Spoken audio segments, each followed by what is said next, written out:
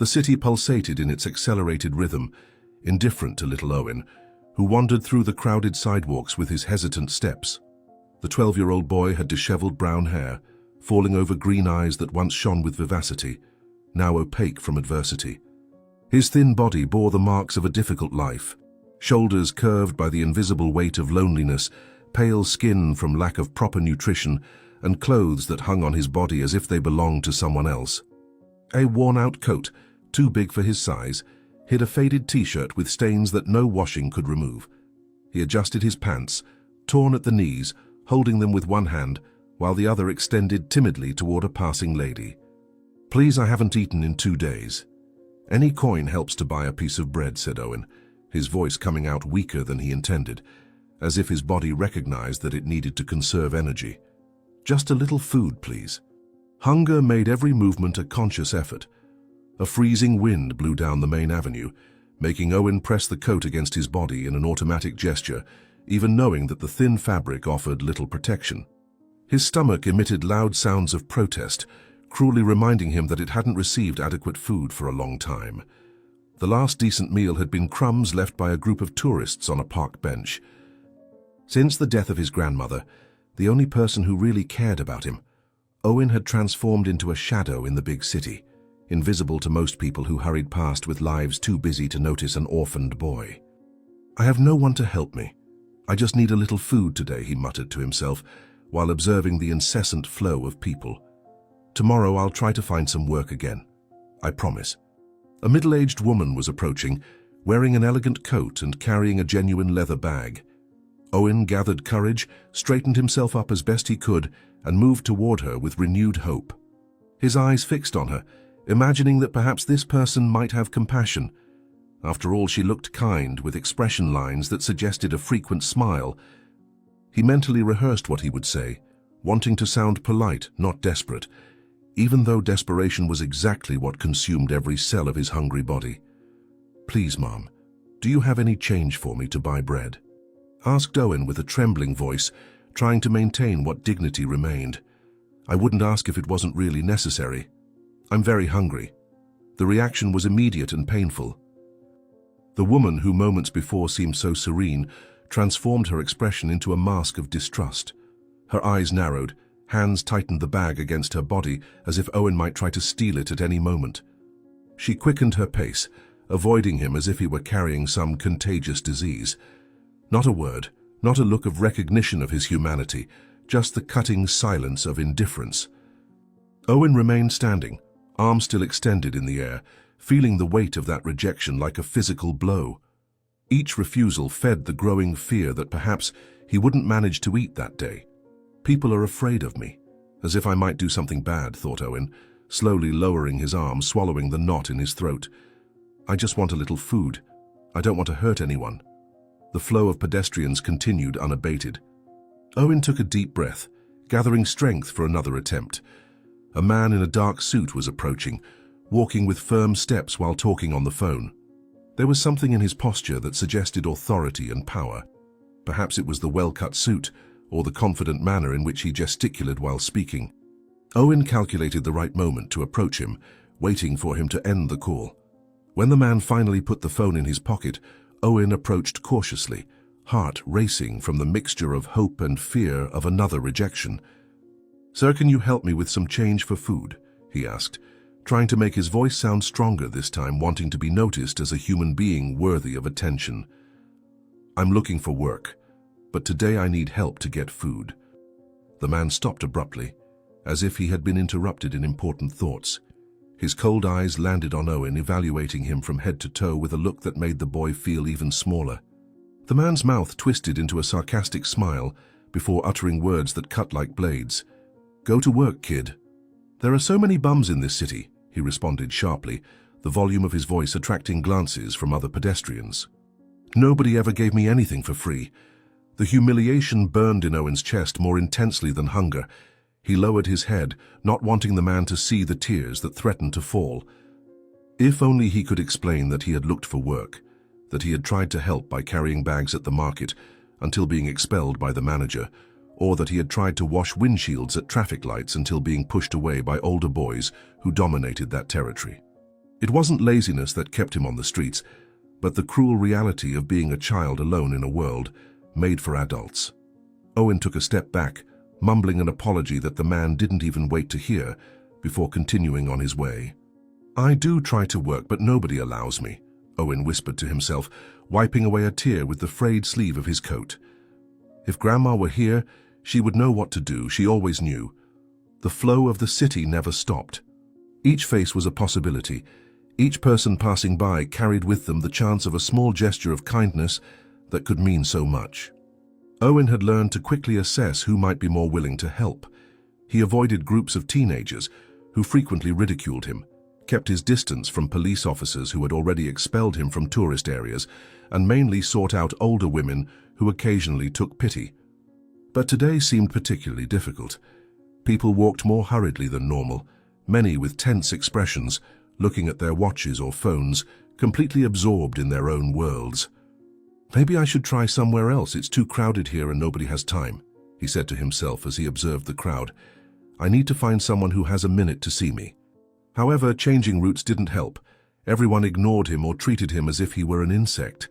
The sun began to tilt on the horizon, painting the sky with orange hues that signaled the end of the afternoon. Owen had traveled through much of the city center without success, each refusal adding a new weight to his already hunched shoulders. Weakness made his movements slower, and occasional dizziness forced him to stop and lean against walls. He knew he needed to find food soon, or he would spend another night with an empty stomach, something his weakened body might not endure well. It was then that he decided to completely change his strategy. If the commercial center offered no opportunities, perhaps he should try residential neighborhoods where people were in their homes, not rushing through the streets.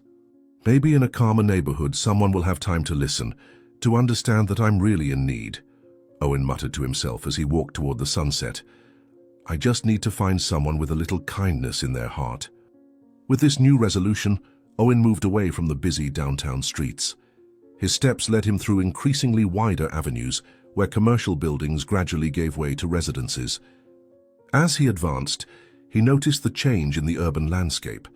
The sidewalks became cleaner, trees more frequent, parked cars newer and shinier. He was entering a part of the city he rarely visited, where people lived in conditions very different from those he knew. Each block he passed showed larger and more imposing houses, until he found himself walking through a neighborhood that seemed out of another world, a place where poverty seemed a distant concept. What would it be like to live in a place like this, where nobody needs to worry about their next meal, thought Owen, observing the mansions with their perfectly maintained gardens. It must be like living in a waking dream every day. The contrast between his reality and the abundance around him made his stomach hurt even more. The streets were practically deserted, with only a few luxury cars passing occasionally. Owen felt even more out of place in this environment, like an intruder in a world to which he did not belong. Even so, he continued walking, driven by the irrational hope that perhaps here, where people had so much, someone might share a little with him. His tired legs took him deeper into this neighborhood of dreams, until at the end of a particularly elegant street, he spotted a mansion that stood out from the others. "I've never seen such a large house in my life. It looks like those palaces in the history books Grandma used to show me," Owen whispered to himself, stopping to admire the imposing structure. A whole family must live in there, with rooms to spare. The mansion was truly impressive, with its elegant architecture and details that spoke of wealth and refinement. High walls surrounded the property, but through the ornate gates Owen could glimpse a lush garden, with fruit trees carefully arranged along stone paths. Owen's stomach contracted painfully at the sight of what appeared to be apple trees loaded with ripe fruit. Further ahead, on the spacious veranda of the main house, a table was set with what looked like the remains of an afternoon snack, plates with cake crumbs, half-empty glasses, and perhaps even some partially consumed sandwiches. "Looks like they just finished their snack and left everything outside," Owen observed, feeling his mouth involuntarily salivate. "They'll probably throw away what's left while I'm here starving to death." The sight of food, even from a distance, was an almost unbearable temptation. Owen looked around. The street was completely deserted, with no sign of residents or security guards. The sun was already setting rapidly, creating long shadows that might offer some cover. A part of him, the part shaped by the values taught by his grandmother, knew that what he was considering doing was wrong. Trespassing on private property, even if just to take food that would be wasted, was something he had never done before. He had always tried to maintain his dignity, asking instead of taking without permission. But after a whole day of rejections, with hunger gnawing at his insides and weakness dominating his body, the line between right and wrong was becoming dangerously thin. It's not stealing if they were going to throw it away anyway. It's just taking what nobody wants anymore. He tried to rationalize with himself, knowing deep down that he was crossing a boundary. Just a piece of bread, maybe a fruit, just to hold on until tomorrow, then I'll never come back here. The decision didn't come easily. Owen remained motionless for several minutes, divided between desperate need and fear of consequences. Finally, hunger won the internal debate. With his heart beating rapidly, he examined the wall surrounding the property, looking for an access point. On the side of the mansion, where the lighting was scarcer, he noticed a section where dense vines grew over the stone wall, creating a kind of natural ladder. After checking once more that there was no one around, Owen cautiously approached this point, testing the firmness of the plants with trembling hands. "If I'm quick and quiet, nobody will see or hear me," he muttered to himself, trying to control the tremor in his hands. "I'll just take a little food and leave before anyone notices I was here." With calculated movements, Owen began to climb the wall using the vines as support. His fingers gripped the sturdy branches, while his feet sought footholds on the irregular surface. Each movement was made with extreme care, avoiding making noise or damaging the plants in a way that might draw attention. Despite his weakness, adrenaline fueled his muscles, allowing him to climb with relative ease. Upon reaching the top of the wall, he paused for a moment to catch his breath and observe the interior of the property more clearly. "It's more beautiful than it looked from outside," thought Owen, marveled at the privileged view of the impeccably maintained garden. "It looks like one of those parks they never let me enter, only even more beautiful." The garden was truly impressive, with perfectly trimmed lawns, beds of exotic flowers, and stone paths that wound between century-old trees. The apple trees he had glimpsed were even closer now, their ruby fruit swaying gently with the night breeze. The table on the veranda was also visible from this angle, confirming his suspicions that there were food remains abandoned after some meal. Most importantly, there was no sign of movement in the house or gardens.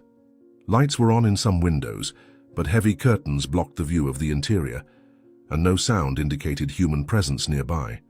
"Seems like there's nobody in the garden. Must be the time when the employees are busy in the kitchen preparing dinner," Owen reasoned, calculating the best path to the veranda. "If I stay close to the trees, nobody will see me from the windows." With an agile movement, Owen jumped from the wall onto the soft lawn, feeling a pang of guilt upon noticing that his dirty sneakers left marks on the flawless grass. Crouching, he moved quickly from tree to tree, using the vegetation as cover. He stayed in the growing shadows of twilight, his senses on maximum alert for any sign of danger. The aroma of flowers and fruits mingled in the air, creating an almost magical atmosphere that cruelly contrasted with the reality of his desperate situation. With redoubled care, Owen approached the main house. The elevated veranda was accessible by a small side staircase, less visible from the main windows. Climbing the steps silently, he finally reached his goal, the table where remains of a snack remained forgotten. There was exactly what he expected: a plate with pieces of artisanal bread, some partially consumed sandwiches, and cut fruits on a silver tray. For Owen, it was like discovering an invaluable treasure. With hands trembling from excitement and fear, he took a generous piece of bread and the apple he had already picked from the garden. "This will help me hold on until I can get some work tomorrow," he whispered to himself, feeling the comforting weight of the bread in his hands. "I'll never do this again, I promise." The long-awaited moment finally arrived. Owen brought the bread to his mouth, about to take the first bite that would relieve, even if temporarily, the torment of hunger that haunted him. His lips were already touching the golden crust of the bread, the aroma making his empty stomach contract in anticipation. It was at this exact moment of total vulnerability, when all his attention was fixed on the food in his hands, that disaster struck. Without any prior warning, powerful floodlights installed in the garden turned on simultaneously. bathing the entire area with an intense light that dissipated any protective shadow. "My God, no!" exclaimed Owen in a terrified whisper, feeling like an animal caught in a trap. "Now I'm lost. They'll take me to the police station." Paralyzed by shock and fear, Owen remained motionless, the bread still in his trembling hands. His eyes, temporarily blinded by the abrupt change in lighting, soon distinguished two imposing male figures emerging from the shadows of the garden. They were tall, strong men, dressed in dark uniforms that clearly indicated their functions, private security guards of the mansion. They moved with the confidence of predators who had just cornered their prey, approaching the porch with firm and determined steps. The taller of the two brought his hand to his belt, where Owen glimpsed what appeared to be a radio communicator. "Freeze, kid! You are trespassing on private property." The guard's powerful voice cut through the silence of the night like thunder, making Owen instinctively cower. "Don't move an inch, or things will get much worse for you." Time seemed to have frozen for Owen. The bread, which moments before represented salvation, now weighed in his hands as incontestable evidence of his crime. The apple in his coat pocket seemed to burn against his chest. His legs, previously so agile to climb walls and run through gardens, now seemed made of concrete, refusing to obey the desperate instinct to flee that screamed in his mind. For a brief moment, he considered running, going back the way he came, climbing the wall again, disappearing into the dark streets where he knew every alley and hiding place. But the cruel reality imposed itself. He was cornered, exhausted, too weak to have any chance against those trained men. "Please," he tried to say, but his voice came out as an inaudible whisper, choked by the fear that compressed his throat. "I was just hungry, just wanted a piece of bread." The security guards moved with speed and precision, revealing years of training in situations like this. Their strong hands grabbed Owen by the arms, lifting him off the ground with ease, as if he weighed no more than a feather. The piece of bread fell from his trembling hands, rolling across the immaculate floor of the porch. The boy felt the hardness of fingers compressing his thin arms, causing a sharp pain that still didn't compare to the humiliation and fear that dominated his spirit. They dragged him like an object, not like a human being, crossing the extensive garden toward the main entrance of the mansion. The exterior lights, still on, illuminated the path like spotlights on a stage where Owen starred in his most shameful moment. "Let me go, please, you're hurting me," begged Owen, his voice broken by the crying he could no longer contain. "I didn't want to do anything wrong, I was very hungry." Inside the mansion, the temperature changed drastically. The air conditioning provided an artificial coolness that contrasted with the heat of the night outside, causing goosebumps on Owen's exposed skin. His eyes, still adjusting to the change in lighting, caught glimpses of the luxury surrounding him. Marble floor that gleamed like a mirror, furniture that seemed to have come from museums, artwork hanging on tall walls.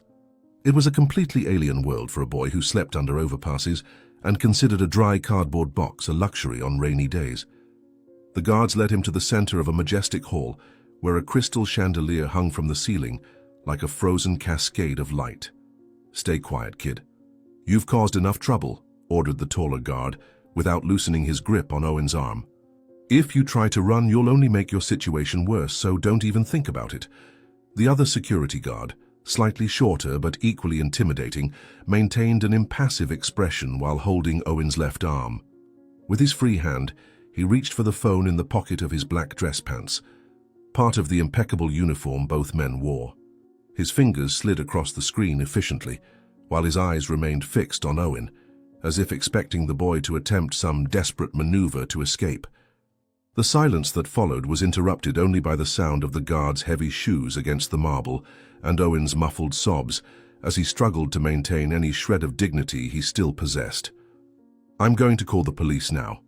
They'll love to know we caught another one of these punks breaking into properties in the neighborhood," the guard said coldly, his finger hovering over the phone screen. "Maybe a few hours at the station will teach you that private property should be respected."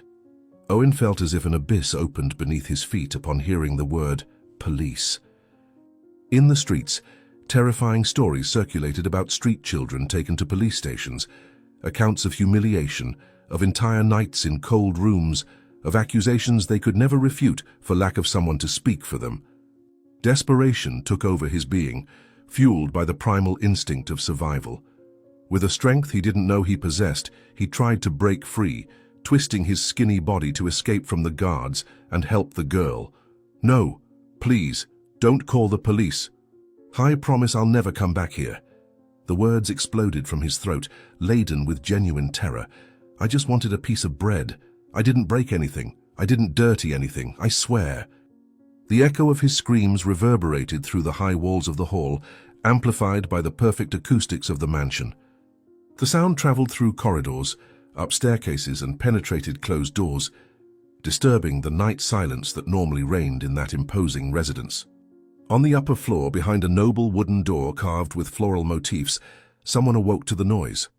Isabel, the 10-year-old daughter of the mansion's owner, suddenly opened her eyes, torn from her light sleep by screams that didn't belong to the usual repertoire of nighttime sounds in the house. "What's happening down there?"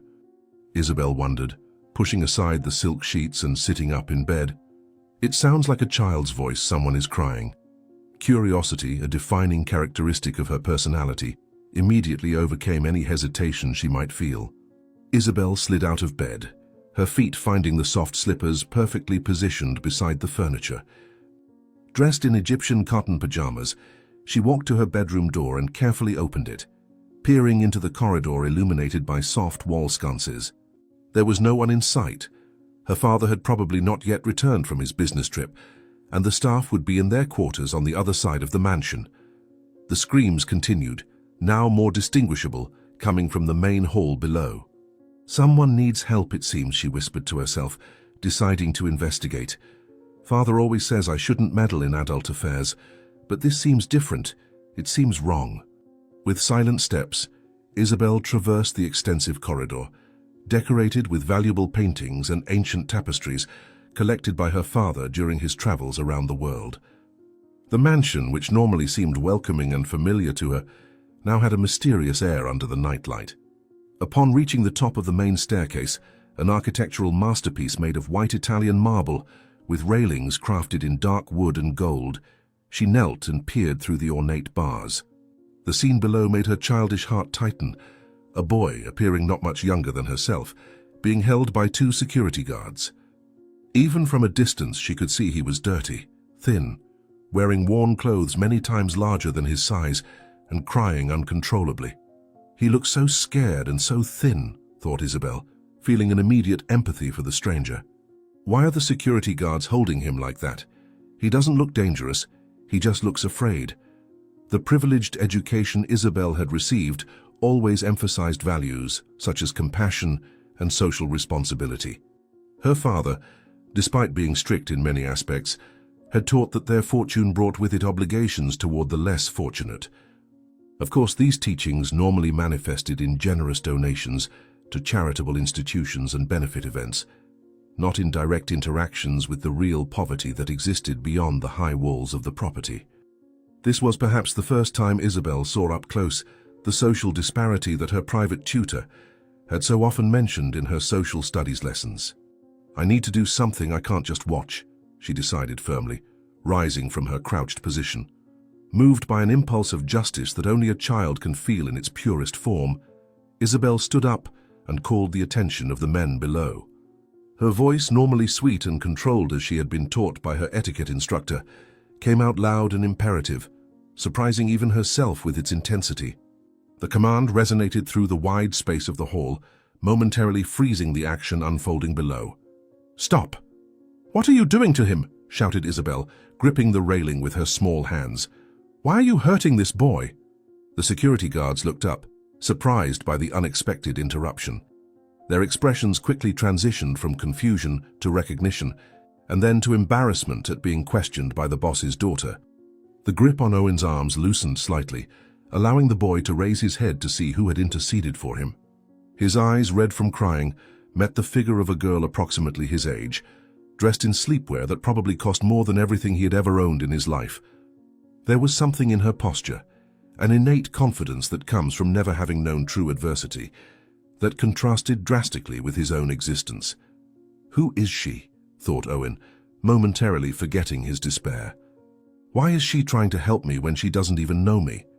The taller security guard quickly regained his professional composure, adopting a respectful but firm tone when addressing the young heiress. His years of training in resolving delicate situations within the mansion came into play, recognizing that he needed to balance his authority with due respect for the family hierarchy. "Miss Isabel, please return to your room. We found this intruder trying to steal food on the veranda," he explained, slightly softening his voice. "We're just doing our job, ensuring the security of the property as your father instructed us." The word intruder echoed in Isabel's thoughts as something discordant. The boy before her, with his frail body and frightened look, did not correspond to the threatening image such a word evoked. Her perceptive eyes noticed what adults often overlooked: the signs of prolonged hunger, the trembling in hands that came not just from fear, but from physical weakness, and more revealingly, the piece of bread fallen on the hall floor, apparently the only thing the intruder had tried to take. "He's just a boy, and he looks very hungry," responded Isabel, refusing to be dismissed so easily. "He doesn't look like a dangerous thief to me. He looks like someone who needed to eat." Without waiting for a response, Isabel began hurriedly descending the stairs. Each step brought her closer to the scene of injustice she was determined to correct. In her mind, the solution was simple. She would explain to the guards that there was no need for police, offer proper food to the hungry boy, and perhaps she could convince her father, when he returned, to help in some more permanent way. The innocence of her 10 years still allowed her to believe that all the world's problems could be solved with the same ease with which her own wishes were granted. "I'll tell them they don't need to call the police. This is absurd," she thought, as her feet quickly descended the steps. "Dad has enough food in this house to feed 100 hungry people. We don't need to punish someone for being hungry." Owen watched the descent of his unlikely defender with a mixture of hope and disbelief. Never in his years on the streets had someone from such a different class placed themselves between him and imminent punishment. This brief moment of hope, however, soon gave way to horror when his eyes caught something that no one else had noticed. The girl's slipper had caught on the edge of one of the luxurious rugs that adorned the staircase.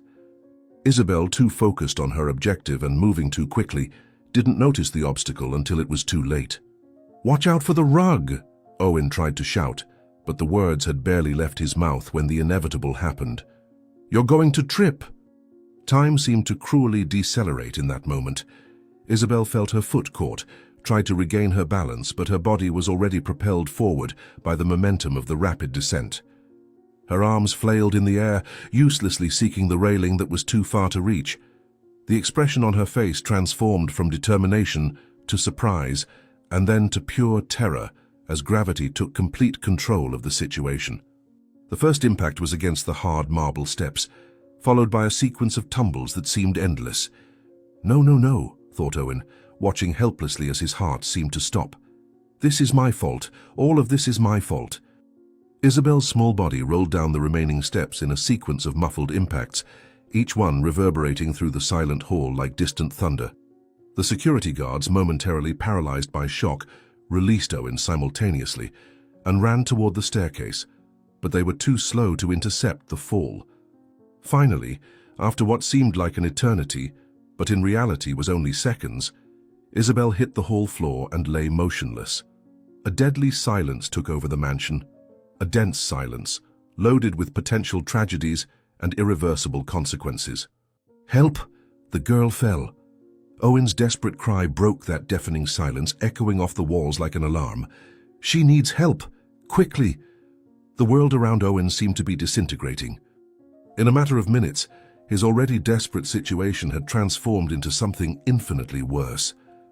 The only person who had shown him compassion that day now lay motionless on the cold marble floor, potentially injured, all because she had tried to help him. An overwhelming feeling of guilt enveloped him like a heavy cloak, almost suffocating him with its intensity. If he hadn't trespassed on the property, if he hadn't tried to take that bread, none of this would have happened. The girl would be safe in her bed, sleeping peacefully, not fallen at the foot of the stairs due to an act of kindness toward a stranger who didn't deserve it. "Please let her be okay, please," he prayed silently, tears running down his dirty face. "I didn't want anyone to get hurt. I just wanted a little food. The sound of firm and hurried footsteps echoed through the corridor adjacent to the main hall, growing in intensity with each second. The carved mahogany double door was flung open forcefully, hitting the wall and revealing the imposing figure of Mr. Harrington. Tall, broad-shouldered, and with an inflexible posture, he wore a silk robe over expensive pajamas, evidence that he had been torn from sleep by the screams and commotion. His face, marked by worry lines and years of responsibility, now displayed an expression of pure terror upon spotting his daughter fallen at the foot of the staircase. In an instant, all his habitual composure disintegrated, giving way to the primitive panic that only a father can feel upon seeing his child in danger. With wide, desperate strides, he crossed the hall, completely ignoring Owen and the security guards, focused solely on the small, motionless figure on the cold marble. "Isabel! My God, Isabel! Are you all right?" "Mr." Harrington's deep voice, normally controlled and authoritative, now trembled unrecognizably. "Talk to me, my daughter, please." Kneeling beside Isabel, Mr. Harrington slid his arms under his daughter's small body with extreme care, as if she were made of porcelain that could shatter at the slightest abrupt movement. His large hands, accustomed to signing million-dollar contracts and commanding business empires, now visibly trembled while checking for signs of serious injuries. His face drew close to hers, eyes attentive to every minimal reaction, every slight movement of her eyelids. The seconds that followed seemed to stretch into eternity, the silence in the room broken only by the accelerated and shallow breathing of the desperate father. When Isabel finally began to show signs of consciousness, slightly moving her head and opening her eyes, the momentary relief on Mr. Harrington's face was palpable, like a brief ray of sunlight amid a devastating storm. "Thank God you're awake," he whispered, his voice choked with contained emotion. "Don't move, darling. We'll call for help immediately." Isabel's eyes opened slowly, as if they weighed tons. Her dilated pupils reflected confusion and disorientation, wandering around the environment before finally focusing on her father's anguished face. Her lips, now pale from shock, trembled slightly as she tried to form words. A solitary tear ran down her cheek as she tried to understand what had happened and why she was lying in her father's arms instead of standing, helping the boy she had seen being detained by the security guards. The memory returned gradually, the staircase, the carpet, the terrible sensation of losing balance, and then nothing but confused flashes and the excruciating pain that now began to register in her consciousness. But there was something even more frightening than the pain, a sensory silence that shouldn't exist. "Daddy, something happened." "I'm scared," murmured Isabel, her voice almost inaudible. "I can't feel my legs, Daddy. Why can't I feel my legs?" Mr. Harrington felt as if an invisible fist compressed his heart upon hearing those words. His face paled instantly, and for a fleeting moment he seemed as vulnerable and lost as his daughter. Quickly recovering, he forced a reassuring smile that didn't reach his eyes, now clouded by growing panic. Gently he shifted to better see Isabel's legs, extended on the marble in a position that seemed strangely disconnected from the rest of her body, as if they belonged to a rag doll rather than a living child. His large warm hands moved to his daughter's small feet, trying to stimulate some reaction through firm but gentle touches on Isabel's toes. "Can you wiggle your toes for me, sweetheart?" he asked, maintaining a calm tone that contradicted the turmoil inside him. "Try to make a small movement. Anything you can, my love." Isabel concentrated intensely, furrowing her brow with the mental effort of sending commands to extremities that now seemed disconnected from her consciousness. Her eyes fixed on her own feet, as if she could force them to obey through willpower. Nothing happened, not the slightest tremor, not the smallest contraction in her toes. It was as if everything below her waist had transformed into strange, alien material, no longer part of her being. The panic that had been growing exploded in her chest, manifesting in tears that now flowed freely down her childish face. The reality of the situation began to weigh on her delicate shoulders. Something was terribly wrong, something beyond her comprehension or control. "I can't, Daddy. I don't feel anything even though I'm trying really hard," Isabel responded, fear transparent in every trembling syllable. "What's happening to me? Why can't I move my legs?" One of the security guards, who had observed the scene unfolding with increasing alarm, moved discreetly to the perimeter of the hall. With professional efficiency, he already had the phone positioned at his ear, speaking in a low, urgent tone with medical emergency services. His eyes, however, never stopped monitoring Owen, who remained motionless, apparently in a state of shock, firmly held by the other security guard. The man gestured with his free hand, indicating the gravity of the situation, while providing the precise address of the mansion and details about the girl's condition. Call completed, he approached Mr. Harrington respectfully, leaning in to speak without disturbing Isabel more than necessary. "I'm calling an ambulance immediately, sir," he informed with a controlled voice, maintaining professionalism despite the tension. "They will be here as quickly as possible to attend to Miss Isabel." Owen watched the scene unfold, as if trapped in a nightmare from which he couldn't awaken. His body visibly trembled, no longer from fear for his own situation, but from horror at what had happened to the girl who had tried to help him. Guilt settled in his chest like a stone, making it difficult even to breathe. His wide eyes couldn't look away from Isabel, so small and fragile in her father's arms. Something in the expression of pain and confusion on the girl's face awakened in Owen a long-buried memory, knowledge his grandmother had shared with him, passed through generations, about how to heal serious injuries with plants most people considered simple weeds. He vividly remembered how his grandmother had used arnica montana to treat a neighbor who had fallen from a tree and couldn't move his legs. At the time, it had seemed miraculous how the man had recovered his movement after a few applications of the traditional remedy. "I need to help. I have to do something," Owen thought, as images of his grandmother preparing the remedy invaded his mind. "She doesn't deserve this, not after trying to help me." Sensing the momentary distraction of the security guard holding him, now focused on the dramatic scene before him, Owen seized the opportunity. With a quick, determined movement, he managed to break free from the grip that had significantly relaxed. His thin, agile body, accustomed to escaping difficult situations on the streets, easily slipped away from the unsuspecting man. Before anyone could react, Owen advanced a few steps toward Mr. Harrington and Isabel, stopping at a respectful distance, but close enough to be heard. On his face, an expression of determination had replaced fear, a firm resolution to offer the only thing of value he possessed, knowledge that could make a difference in that critical moment. "Sir, I know how to make your daughter walk again," shouted Owen, his thin voice amplified by adrenaline and sincere desperation. "I can help. I know how to treat this. Please let me try." Mr. Harrington looked up, noticing for the first time the presence of the small intruder. One of the security guards quickly approached, leaning to speak into his employer's ear, explaining the situation in short, direct phrases. "Sir, we found this boy trespassing on the property. He was stealing food on the porch. When we detained him, your daughter heard the commotion and came down to see what was happening. It was while trying to help the intruder that she tripped and fell," the security guard reported, maintaining a professional tone despite the palpable tension. Upon hearing the report, Mr.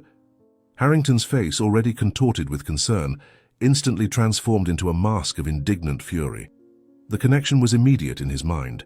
This ragged boy was the reason why his precious daughter now lay injured and possibly paralyzed.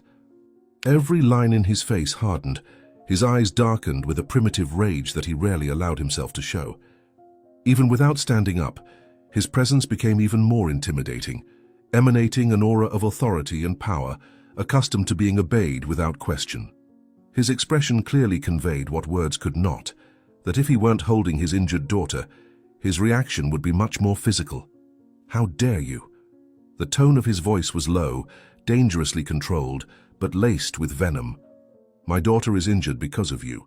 You invade my home, cause this disaster, and now you come with some absurd lie." Owen instinctively recoiled before the man's fury, but did not give up. The image of Isabel, pale and frightened, unable to feel her own legs, gave him courage to persist despite the fear. His hands gestured emphatically as he tried to explain, the words coming out in a desperate torrent. There was genuine urgency in his voice, a knowledge he needed to share before it was too late to make a difference. His eyes alternated between the furious father and the injured daughter, silently begging for a chance. "It's not a lie, sir, I swear on my grandmother's memory," insisted Owen, his voice trembling but firm in his conviction. "My grandmother was a healer. She knew all the medicinal plants. She taught me about Arnica montana, which helps with falls and contusions like this." Mr. Harrington made an abrupt gesture with his free hand, dismissing Owen's words as if they were irritating insects. His eyes showed nothing but contempt and distrust for the boy he considered responsible for the tragedy unfolding. In his worldview, shaped by years at the top of the social hierarchy, the idea that a street boy could offer any valid solution to a serious medical problem was not only absurd, but offensive. Turning to home remedies when his daughter needed professional medical attention seemed, in his mind, a potentially dangerous waste of time. "Get this brat out of here. Call the ambulance now," he ordered in a thunderous voice, his gaze fixed on Owen, conveying absolute contempt. "Doctors will take care of my daughter, not some beggar with stories of magic herbs." The security guards reacted immediately to the order, moving to recapture Owen. One of them grabbed him by the arm, pulling him toward the exit with renewed force, more rigorous now after having allowed him to momentarily escape. Owen fought against the grip, not to flee but to have a few more moments to explain, to convince Mr. Harrington of the legitimacy of his offer of help. His feet dragged across the marble floor as he was pulled away from the scene, his eyes still fixed on Isabel, the frustration evident in every line of his tense body. "Please, sir, I'm just trying to help." Owen continued, even as he was being dragged away. "I've seen this work before. Arnica can make a difference until the doctors arrive." A weak and trembling voice unexpectedly emerged, cutting through the tension in the environment like a delicate thread of hope. Isabel, still in her father's arms, had managed to gather enough strength to intervene, despite the pain and fear that clearly dominated her. There was something in her tone, a mixture of plea and determination, that made everyone in the hall momentarily pause, attentive to the words of the injured girl. Her eyes sought her father, conveying a silent request even before her words were pronounced. "Daddy, wait." Each word seemed to cost her an immense effort. Maybe he can help. He just wants to help." "Mr." Harrington looked at his daughter with surprise, momentarily disarmed by the unexpected intervention. An internal battle was clearly taking place on his face, the instinct to protect overriding the possibility, however remote, that there might be some truth in the boy's words. For a brief moment, his expression softened as he stared into his daughter's pleading eyes, unconditional love momentarily overcoming anger and skepticism. But the hesitation lasted only seconds before suspicion returned, his rational mind refusing to seriously consider the proposal. "Don't worry about that now," he replied gently to his daughter, while casting a hard look at the security guards to proceed with Owen's removal. "The ambulance is already on its way. Real doctors will take care of you." Owen, seeing his last hope vanish, struggled with renewed energy against the security guard dragging him away. Adrenaline fueled his movements, giving him strength that his thin, undernourished body normally wouldn't possess. In one last desperate effort to be heard, he shouted information that he hoped might capture Mr. Harrington's attention, something that would demonstrate he wasn't just making up stories, but possessed real knowledge that could be verified immediately. "In your garden. I saw it when I came in. You have a medicinal herb garden." The words burst out with urgency. "There must be Arnica montana there. It's a plant with yellow daisy-like flowers. Please, just let me try." The specific mention of the herb garden caused a noticeable pause in the action. Mr. Harrington looked up, a flash of involuntary curiosity crossing his face. That specific detail, the existence of a medicinal garden on the property, wasn't something a common intruder would notice or invent. It was a private space, located in a more secluded area at the back of the mansion, not visible from the street or even from most windows of the house. How could this boy know about it if he really was just an opportunistic thief? The question formed in his reluctant mind, planting the first seed of doubt in his previous certainty. "How do you know about our garden?" asked Mr. Harrington, his voice still laden with distrust, but now with a note of curiosity. "That garden isn't visible from the entrance." The second security guard, who was observing the scene closely, intervened with additional information. "Sir, when we found him, He was coming from the eastern area of the property, where your late wife's garden is located. He must have passed through there before reaching the porch. Owen looked directly at Mr. Harrington, his expression sincere and straightforward. I passed through there before coming to the house, he explained quickly, taking advantage of this small moment of attention. I recognized several plants that my grandmother used to grow: calendula, chamomile, lavender, and arnica. My grandmother taught me to identify all of them, even in the dark. Mr. Harrington narrowed his eyes, studying Owen's face while processing his words. Then, surprisingly, his expression subtly changed. A memory seemed to have been evoked, something related to that special garden he maintained so carefully after his wife's death. My wife, he began, his voice softening almost imperceptibly. She believed in these medicinal plants. Arnica was one of her favorites. She said it was a powerful remedy for falls and bruises. The mention of the deceased wife had a visible effect on Mr. Harrington. A shadow of pain crossed his face, followed by an expression that mixed longing and vulnerability, rarely seen in his normally dominant figure. For 2 years since the illness had taken his wife, he had kept the medicinal garden intact, preserving it exactly as she had left it, despite personally considering herbal medicine a dubious science at best. It was his way of keeping a part of her alive, even though he didn't share her belief in the natural remedies that so fascinated her. Hearing now that this same garden could potentially help his daughter seemed too great a coincidence to be completely ignored. She would be furious with me if I didn't try everything that could help our daughter, thought Mr. Harrington, a knot forming in his throat.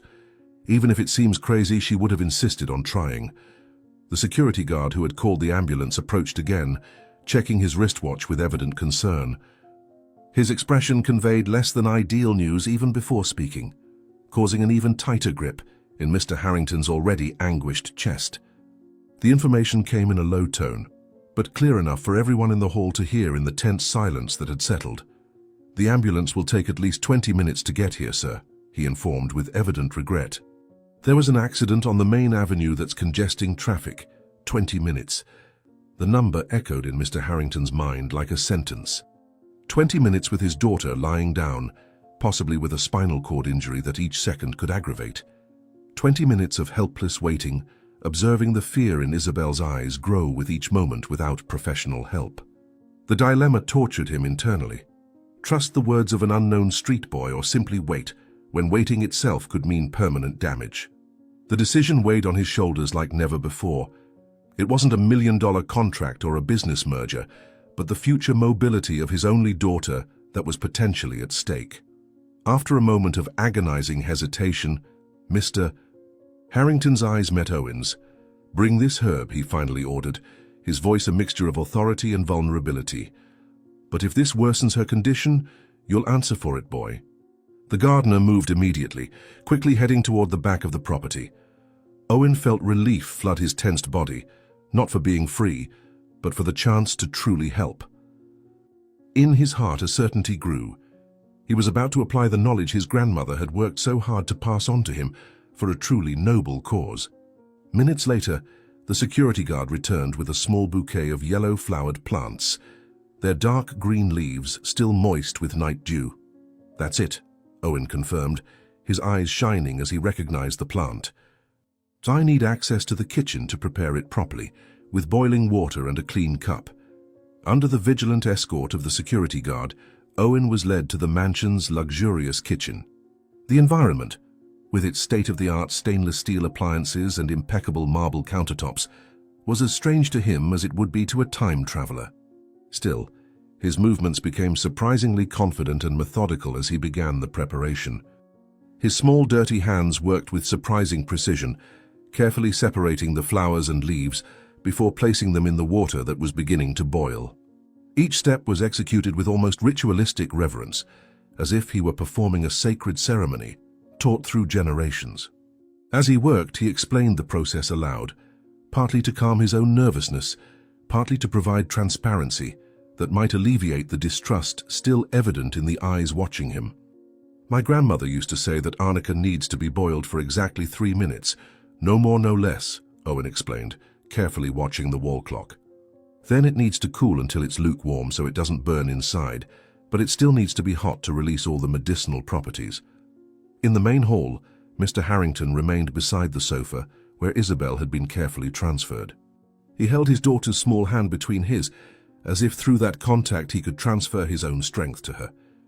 His eyes rarely left the girl's face, looking for signs of worsening that would justify abandoning this unusual attempt and insisting on waiting for the ambulance.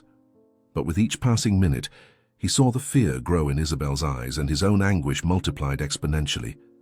The distant sound of the ambulance siren could be heard in the distance, a constant reminder that professional help was on the way, but still painfully distant. "Everything will be fine, darling, I promise," he whispered in his daughter's ear, desperately wishing his words were true.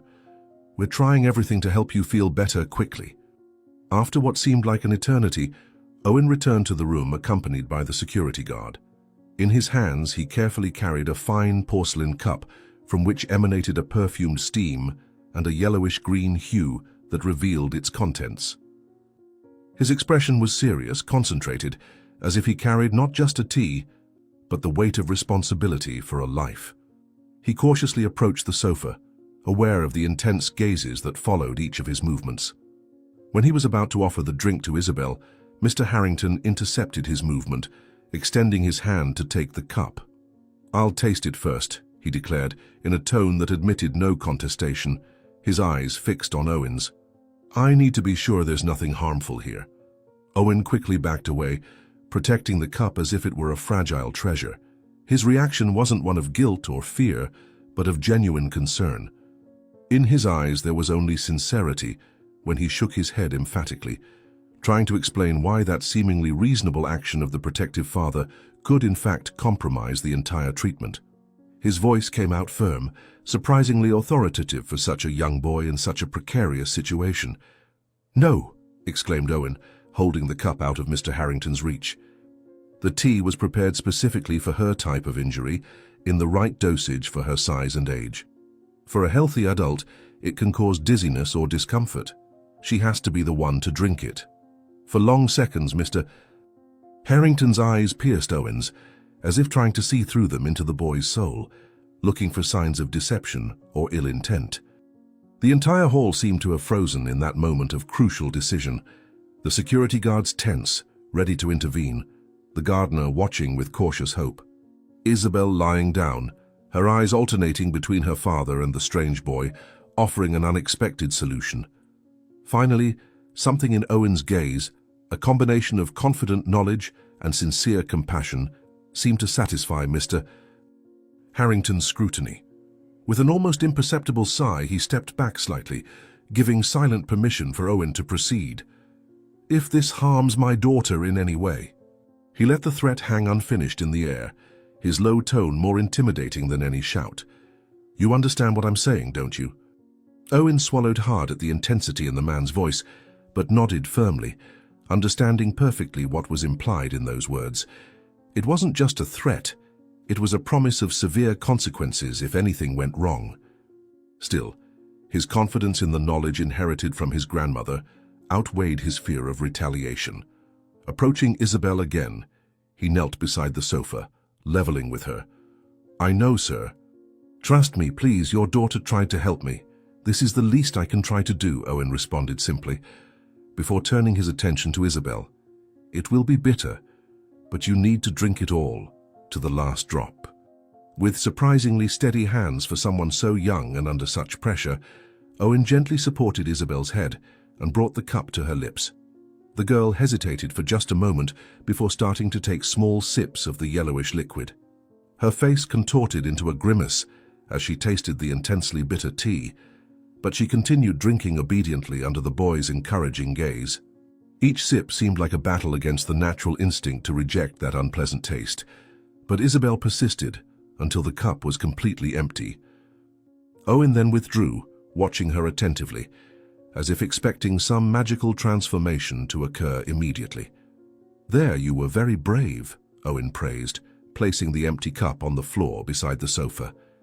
"Now we need to wait a few minutes for the medicine to start working." The silence that followed was charged with tense expectation. All eyes were fixed on Isabel, looking for any sign of improvement, or worse, deterioration. The seconds dragged painfully, marked only by the distant ticking of an old clock in some adjacent room and the controlled breathing of those present. That's when it happened, not gradually, as Owen had expected, but alarmingly suddenly. Isabel's body shuddered violently, her eyes widening in an expression of surprise and confusion. A strong cough shook her small body, causing her to involuntarily bend forward.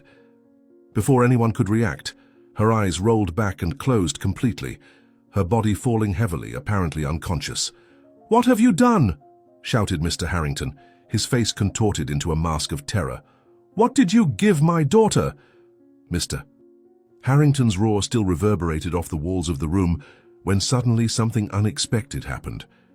Just seconds after the apparent fainting, Isabel's eyes opened again. The expression of terror on everyone's face froze, replaced by silent astonishment. Time seemed to have paused as they watched the girl regain consciousness, not as someone debilitated, but with a renewed sparkle in her eyes. She blinked a few times, adjusting to the light, and then her lips moved, forming words almost inaudible at first. Mr. Harrington immediately leaned in, his face transformed by the sudden hope that fought against the still persistent fear. "Daddy," whispered Isabel, her voice fragile but clear, a look of genuine surprise illuminating her childish face. "I'm feeling a tingling in my legs." Those simple words had an extraordinary effect in the room. Everyone remained motionless, as if fearing that any movement might break the spell of the moment. Mr. Harrington, a man accustomed to controlling situations and emotions, found himself completely vulnerable in the face of that small phrase. His trembling hands reached for his daughter's legs, hesitant. Are you sure, dear?" he asked, trying to control the emotion in his voice, fearing to feed hopes that might dissipate in the next instant. Isabel's eyes lit up even more. With a visible effort, she concentrated, slightly frowning, all eyes fixed on the small feet that previously seemed disconnected from her will. Slowly, as if awakening from a long sleep, her toes began to move. It wasn't an involuntary spasm, but a controlled, deliberate movement that spoke of intact nerve connections where minutes before there seemed to be only the void of lost sensitivity. "I can move them." "Look, Daddy," exclaimed Isabel with growing enthusiasm, moving her feet back and forth under the light blanket that someone had placed over her. "It's tingling a lot, but I can control it." Mr. Harrington's face transformed completely. The mask of fury and then terror that had dominated his features now gave way to something rarely seen by anyone present: pure, uncontrolled joy. Unable to contain himself, he carefully embraced his daughter, unshed tears glistening in his eyes. Owen observed the scene from his corner, a mixture of relief and pride flooding his chest. His grandmother's knowledge, so often ridiculed by the modern world, had proven its worth at the most critical moment. It actually worked, he thought, surprised by his own effectiveness despite the confidence he had shown. Grandma would be proud. The intimate moment was interrupted by the sound of doors opening and hurried footsteps. The paramedics had finally arrived, but what followed was extraordinary. They simply said that it was impossible for such a fall not to cause an injury, and that, in fact, they found no serious lesion.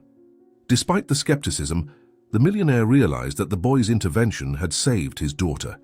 "How did you know this would work?" he finally asked, his voice now soft, without any trace of the previous hostility that had characterized it. Owen, sensing the change in atmosphere, visibly relaxed. His shoulders, previously tense in anticipation of punishment, lowered slightly. When he spoke, his voice was clear and direct, carrying a wisdom that seemed disproportionate to his age. "My grandmother was a healer in our village," he explained, pride evident in his tone. "She taught me about various herbs before she died. Arnica montana is special for traumas and bruises, especially when used immediately after the injury." Mr. Harrington nodded slowly, processing the information. Another question formed on his lips, one that had no relation to the miracle he had just witnessed, but perhaps with its original cause. "And why did you trespass on my property?" The question hung in the air, no longer as an accusation but as genuine interest. Owen lowered his eyes, shame coloring his thin cheeks. His restless hands played with the frayed hem of his t-shirt as he gathered courage for the confession. "I have no family, sir. "I've been living on the street since my grandmother died," he admitted with a low but dignified voice. "Today I hadn't eaten for almost 2 days. Nobody wanted to help me. I just wanted a piece of bread. I'm sorry, mister." Harrington stared at the boy for a long time, seeing him really for the first time, not as a delinquent or statistic, but as a vulnerable child whose life had been shaped by circumstances beyond his control. This street boy, whom he had almost sent to the police station, had just done something that professional doctors would consider impossible. "Daddy!" Isabel's voice called from the stretcher where she was being prepared for transport. "Can he come with us to the hospital, please? He saved me." A small smile, the first since the beginning of that chaotic night, appeared on Mr. Harrington's face. He slowly extended his hand to Owen, a simple gesture but loaded with meaning. "You're hungry, aren't you?" he asked, kindness now evident in his voice. "Let's solve that first, and then we'll talk about your future. I think someone with your knowledge shouldn't be on the streets." Owen looked at the extended hand with absolute disbelief, as if fearing it was an illusion that would dissipate at the touch. His eyes, accustomed to looking for deceptions and traps in the harshness of the streets, sought confirmation in the face of the man before him. "You won't call the police?" he asked hesitantly, hope fighting against skepticism in his voice. "Mr. Harrington shook his head, a new understanding reflected in his gaze. "You entered as a thief but left as a savior," he replied, with a voice choked with contained emotion. "Sometimes fate acts in mysterious ways.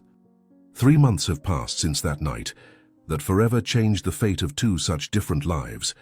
The Harrington mansion, once only a symbol of wealth and power, now housed a story of transformation that fascinated everyone who knew it. Owen, who had arrived as a hungry intruder, now occupied a spacious room overlooking the medicinal herb garden that Mr. Harrington had specially expanded for him. The businessman, deeply touched by the gift of the boy who had saved his daughter, had not hesitated to offer him a permanent home. "I cannot let a talent like yours be lost on the streets, but promise never to steal again," said the millionaire to the boy, who promised he would follow the right path, and so he did. Isabel had recovered completely, without any after-effects from the fall, and had found in Owen not just a hero but an older brother, a presence that filled the void left by her deceased mother. Every day after school, the two could be seen in the medicinal garden, where Owen, now dressed in proper clothes and with a healthy appearance, patiently taught the girl the secrets of the plants his grandmother had passed down to him. Mr. Harrington, observing this scene from the window of his office, frequently reflected on how a simple act of desperation, a hungry boy in search of a piece of bread, had transformed into the greatest gift his family could receive. The knowledge that would have been wasted on the streets now flourished, preserved and valued, while Owen finally found what he needed most beyond food: a place to call home. Did you like this story? Comment where you're from, subscribe to the channel, leave your like and check out the next one that's waiting for you right on the screen. Don't forget to comment. I'll see you there.